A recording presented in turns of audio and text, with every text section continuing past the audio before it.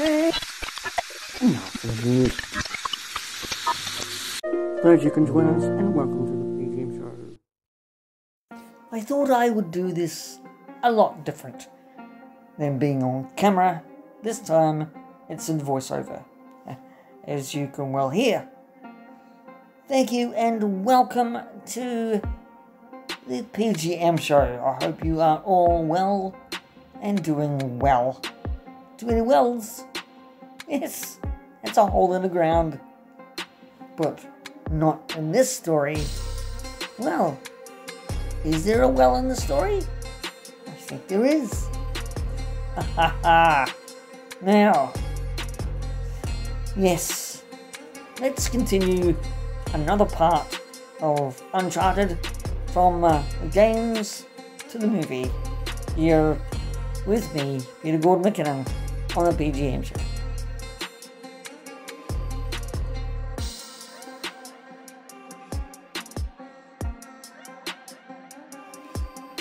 This third one in this collection of the Uncharted games, well, you could say it wasn't the best one of the 3 or of the 4 or of the 5, but it was iconic in a way because it took something from the game and put it in the movie.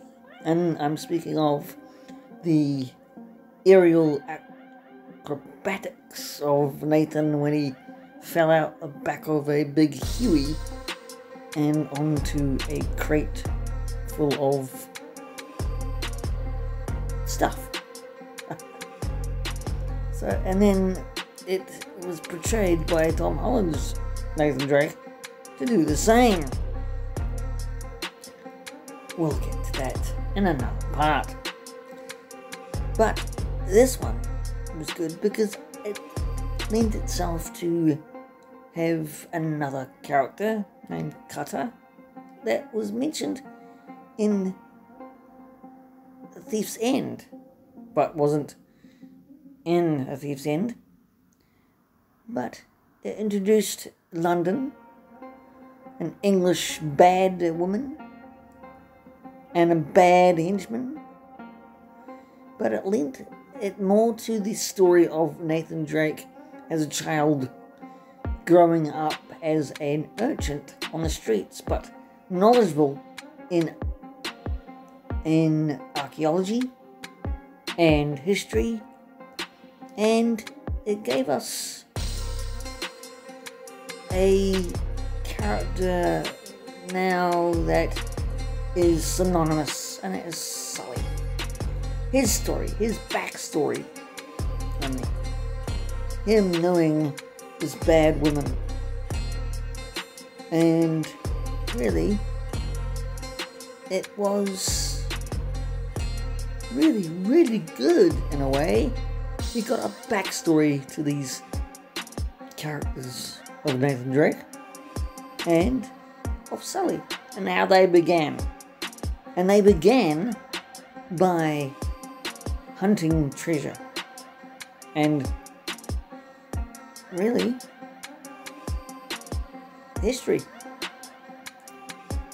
And with these stories is immensely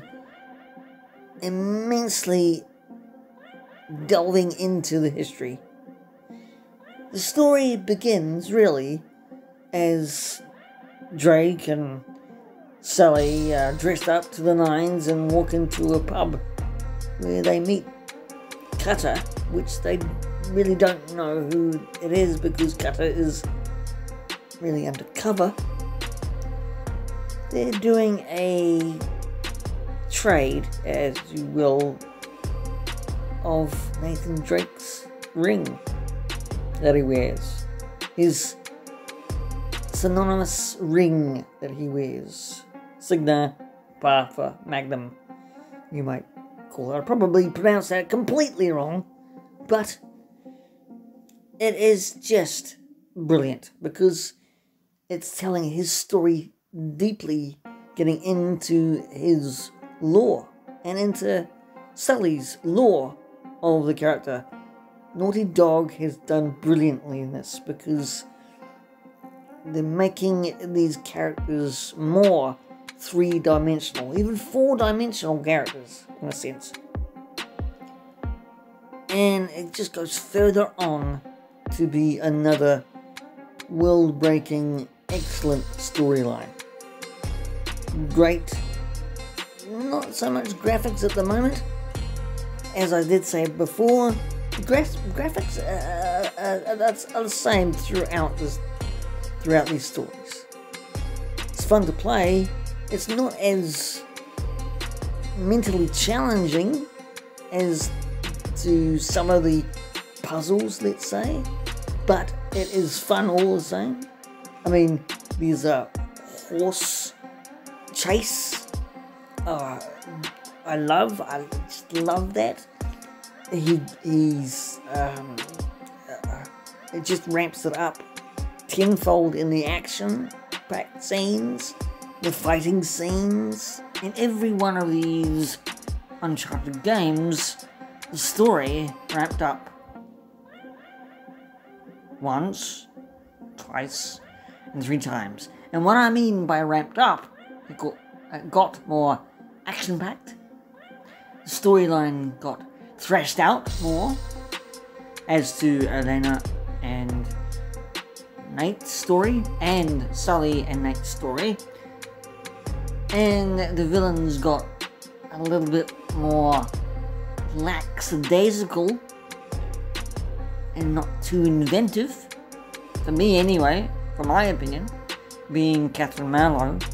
But it had a history in the villain and Sully, as to Sully knowing Catherine and worked for Catherine or worked with Catherine, now not working for Catherine Marlowe, that it appears that Sully wanted to have nothing to do with Marlowe, but wanted to bring up this Nathan, this young Nathan, and to teach him everything Sully knew in the ways of maybe doing what Sully did. Or better yet, not doing what Sully wanted to do, but changing his whole life to suit around a young boy named Nathan Drake, to go out and be treasure hunters and be the people who they are now.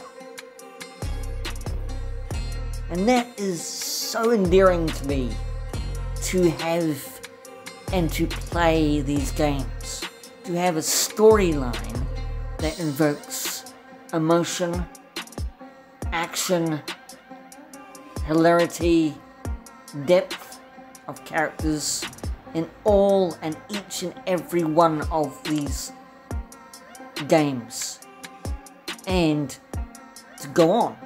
I really do hope they go on. It's been years since we've had any Uncharted games from Nathan Drake or to Chloe.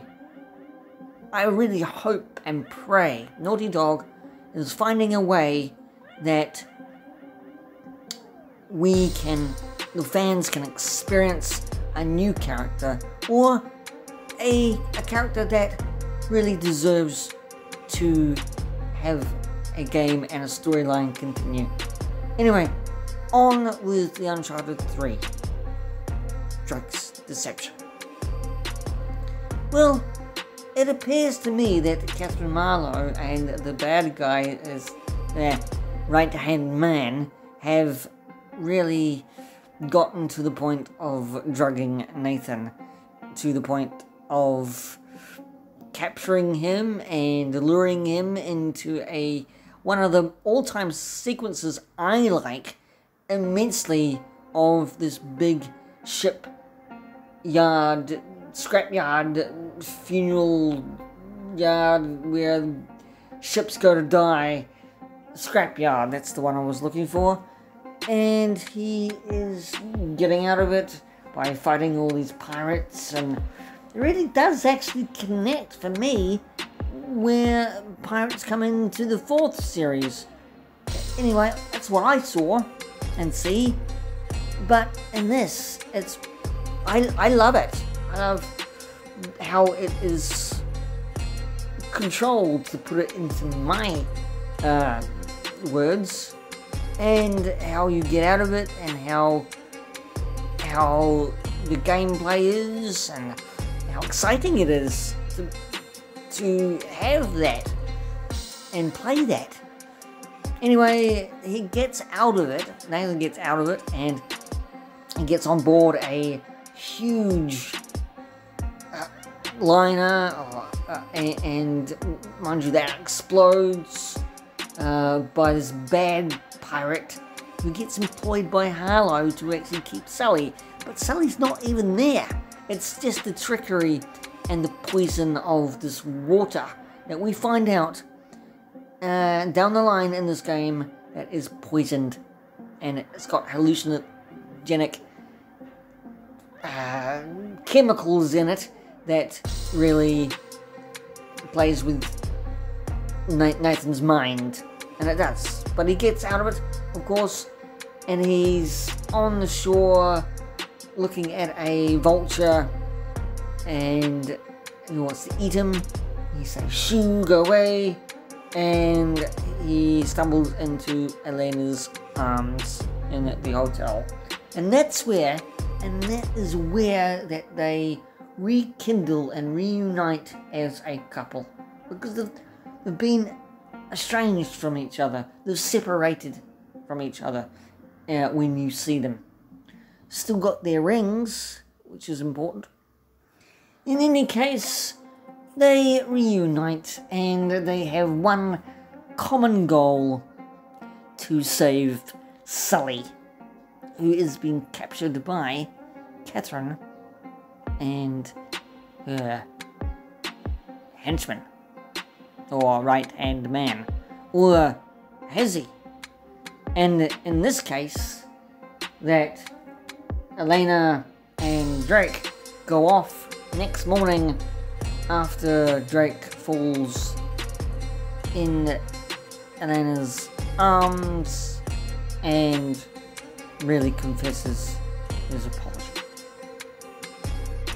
Alright then, I think I've just given you more than enough storyline to Drake's Deception, because everybody's played this, and if you haven't, please do so, because it is fantastic. I could not and cannot get enough of playing this wonderful, wonderful series, and may it continue. So what is the essence, you could say? What is the meaning of this Drake's Deception?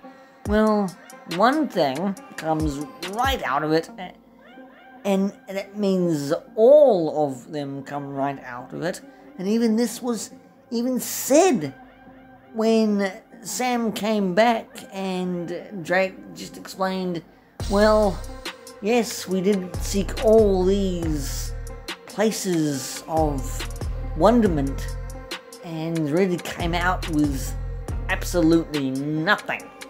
Absolutely nothing. It was seeking treasure and not seeking anything to say the word, if it was treasure or not. It was another lost city, lost to the sands, to the water, or to Earth's crust.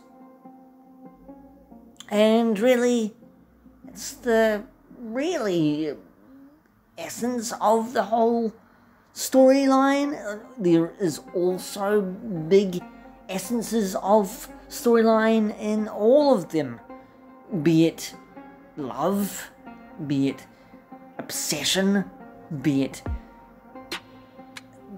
revenge, but revenge comes second to everything else. And when we get to A Thief's End, which I'm playing at the moment, we really take stock and take note of this wondrous and amazing and exciting story and games to keep on playing them because they are so fun and so funny and so hilariously comical in characters and rich in their story arcs that we just want to play them time and time again. So thank you very much for listening on this voiceover version of Uncharted from the games to the movie. I've been your host, Peter Gordon McKinnon, on the P.G.M show. Join me next time for another part, and this part coming up next week, because we'll be continuing it over the holiday break, is Uncharted 4, A Thief's End, which I'm playing right now as it is, and it's brilliant. Can't get enough of this game and the storyline. So, again, thank you very much. Please like, share, subscribe, and hit that notification bell to watch more videos. I've been Peter Gordon McKinnon. This has been a P.G.M show, and take care, stay safe out there, and I'll see you later.